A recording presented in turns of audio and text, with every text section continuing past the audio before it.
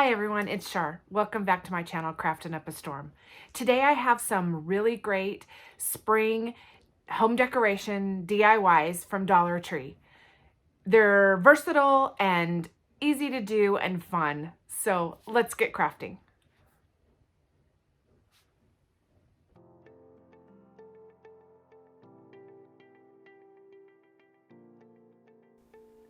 For this project, I am going to use a small wooden birdhouse from Dollar Tree, and I had a pack of tissues that had little bird eggs on them. I thought it would be perfect to decoupage this little birdhouse with this tissue. I removed the back layer and I'm just going to use the top layer. And I am just kind of getting it in place, and rather than taking the little perch out of the birdhouse, I'm just going to kind of poke a hole to be able to slide that over the top of. And I just wet a little sharp tool and made a hole in the tissue, and it'll fit right over the top of that. Just kind of pressing it in to see where it needs to go and get it lined up. And then I'm going to use some Mod Podge on the front panel first and get everything pressed in the corners and in good and flat. And once that's there, I will trim it with my straight edge. And you want to wait until the Mod Podge is good and dry. I did it while it was still a little wet, and it wasn't the best idea. But once it's dry, you can get it to kind of pull right off very easily. It still did it for me while it was wet. On the sides, I'll just add some Mod Podge and wrap it around the side of the birdhouse and get it tucked into the edges. Smooth everything out. I'm using my Cricut scraping tool that kind of presses it into the very corners. Helps get it good and flat. And then I'll go around and clean all those edges up. And I need to get the little hole out of the front of the birdhouse.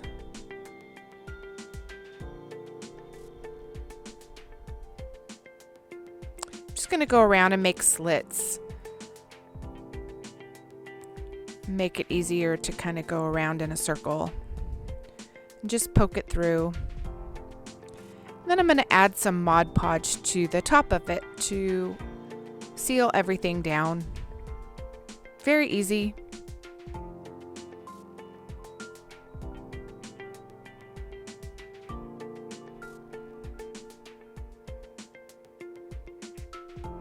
I'll get the front and the sides and the back and get everything sealed onto it. I did take a nail file to the edges just to get rid of the edges that kind of tore. I am going to paint the bottom. I'm using Waverly chalk paint in celery. And because the tissue didn't quite meet all the way around, and I had cut it off a little close, so I am going to go ahead and paint the back of it as well, so it looks good and even. And I'll just use that same Waverly chalk paint in celery for the whole back side of the birdhouse. You're really not going to see it, so it's not necessary, but it looks better. And then I had some paint from, I'd picked up a sample tub of paint at Lowe's.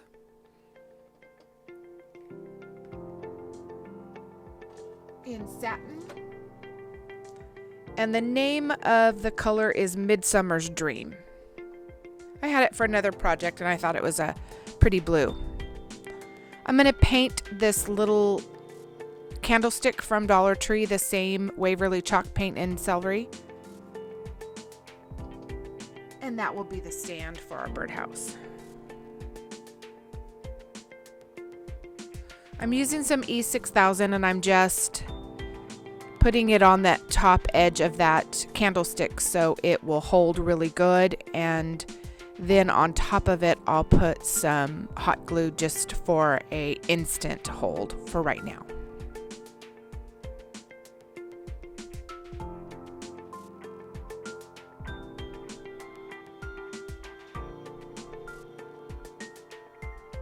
And I'm just holding it on as hopefully as centered as possible. I turned it so that the seam on that candlestick was to the back. And that's it. It turned out very pretty, nice and springy.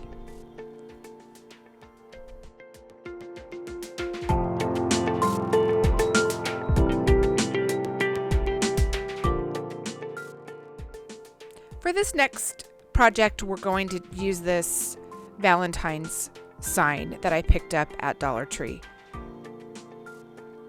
It doesn't have to be this exact sign, just a half circle sign will work, or a circle sign that you cut in half. Took a little bit to get the paper off the top, but I used my heat tool and that helped melt the glue. I'm going to paint the sign with Waverly chalk paint in ivory. That will be the base of our bunny. You can use white, any light color for the background. I also am going to use Waverly chalk paint in cashew and nutmeg and truffle. Sorry, hazelnut and truffle. And I'm just going to do some speckle painting with this. I'm using a toothbrush and just dipping the toothbrush into the paint and using a toothpick to rub those bristles and splatter that paint. Once that's dry, I have a little pom-pom that I had made. There's plenty of videos on YouTube for making pom-poms. But I put that on the bottom for the bunny tail. Now I'm going to do some felt ears. I cut just some ear shapes I freehanded out of felt. And then now I'm going to use some of the fun foam to help make those ears a little more stable. Fun foam's a little difficult to glue, so I can't really use hot glue gun on it. It will melt it. So I just used regular glue on these and spread it out on the fun foam, and then took my spatula and spread that flat.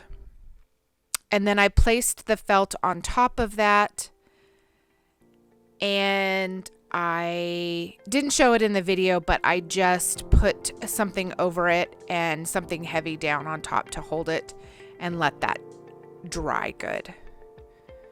Once those are dry, I kind of put the bunny ears together how I wanted them and then trimmed it up a little bit so that they'd fit together well.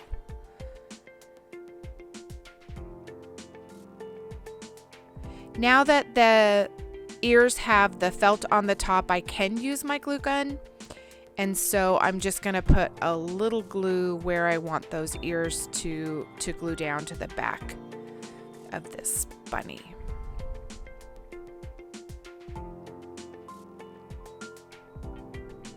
And there's our little bunny from behind. Came out really cute.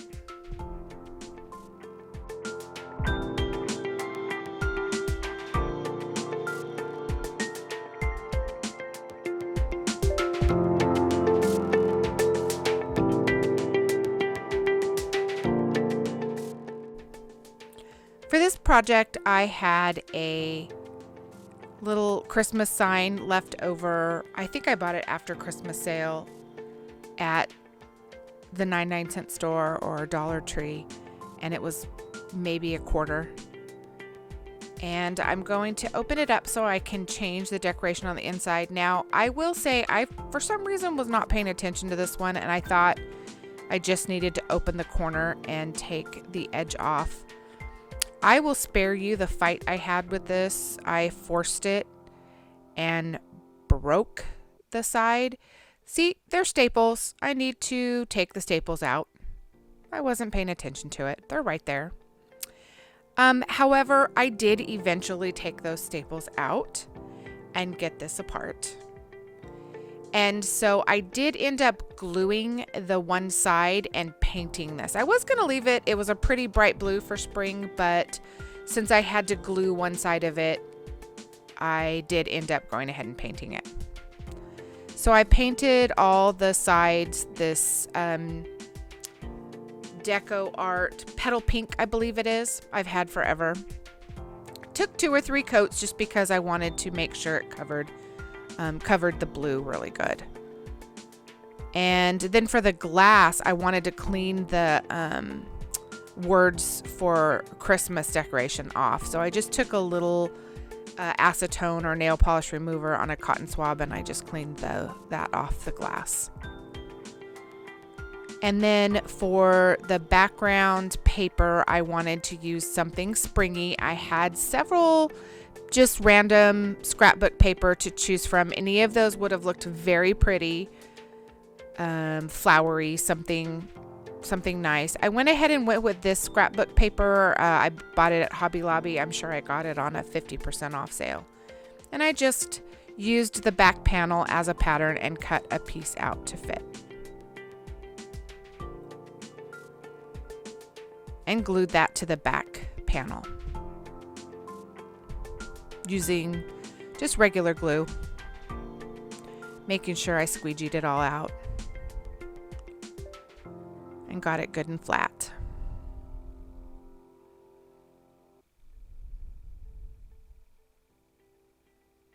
And then I wanted to kind of distress the sides of it, give it a little bit of an antique-y look, so I used some of my Waverly wax in antique and just dry brushed the edges until I got it to the color I wanted.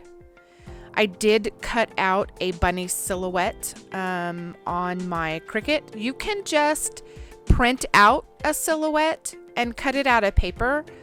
If you're putting it on the inside of the glass, you can just glue that down and it'll work just the same. I wanted to distress the sides a little bit too, so I used that same Waverly wax in antique color on the side panels, just to take the brightness out of the pink a little bit. Make it a little more antique-y looking. And then I smoothed that out with a cloth.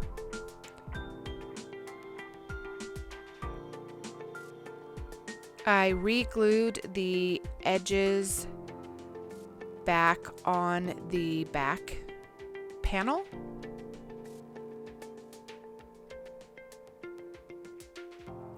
And I did 3 of the sides so that I made sure it was good and even, and then I slid the glass back into the groove before I put the last panel on.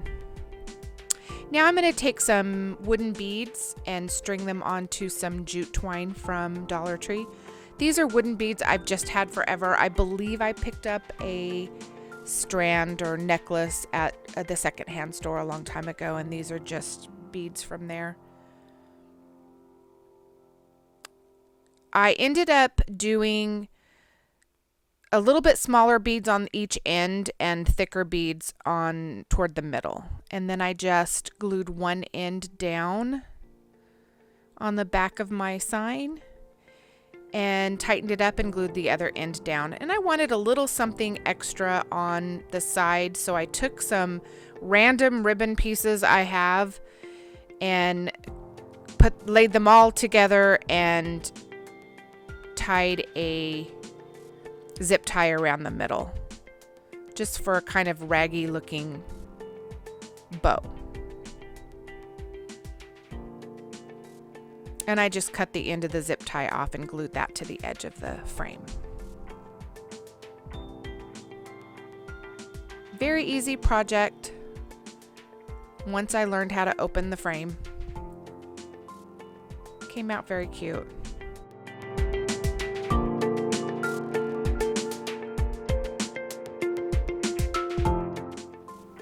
I so enjoy bringing these projects to you, and if you enjoyed seeing them, I'd love it if you'd hit that thumbs up button and consider subscribing to my channel. Let me know in the comments below which project you like best and what you'd like to see more of. As always, keep crafting. See you next video. Bye-bye.